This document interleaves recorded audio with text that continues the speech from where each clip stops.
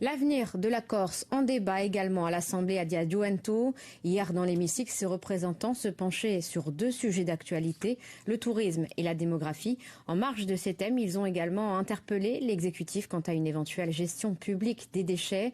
Marie-France Giuliani, Carla Butting. Tourisme et démographie, quel impact pour la Corse? Le débat, dans un premier temps, se concentre sur l'augmentation démographique. Avec près de 5000 arrivants chaque année. Le processus de colonisation est en marche, tel que le prônait le rapport de l'Hudson Institute il y a 50 ans, suggérant, je cite, d'accélérer la disparition de l'identité culturelle corse en encourageant par exemple une nouvelle immigration en provenance de métropoles. Comment détermine-t-on qui est corse? Alors est-ce que la diaspora, est-ce que ce sont des Corses?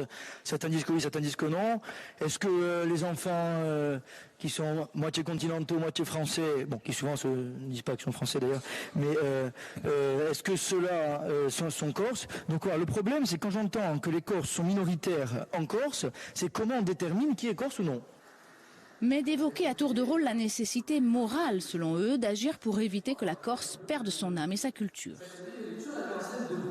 Je pense qu'il est temps de prendre tous des positions pragmatiques et de commencer à travailler sur des solutions concrètes, notamment la régulation du tourisme, notamment dans nos espaces naturels. Il y a aussi le statut de résident où je pense qu'il faut continuer à militer pour mettre en place ce type de dispositif. Dans un deuxième temps, les jeunes conseillers ont détaillé les effets pervers du tourisme de masse et du tourisme de luxe. Je rappelle qu'un bateau de croisière à quai pendant une journée représente la même pollution qu'1 million de voitures qui roulent en même temps. La pollution, les difficultés de logement en saison, ils réclament tous un tourisme plus vert et dénoncent des aberrations. Le yachting n'est pas du tout quelque chose qui profite à l'économie corse. C'est une pratique qui est très élitiste. Le yachting dans la baie d'Ajaccio peut être néfaste dans le sens que pour approvisionner la centrale du Vasou en gaz naturel, ces questions d'amarrage bloquent l'accès tout simplement.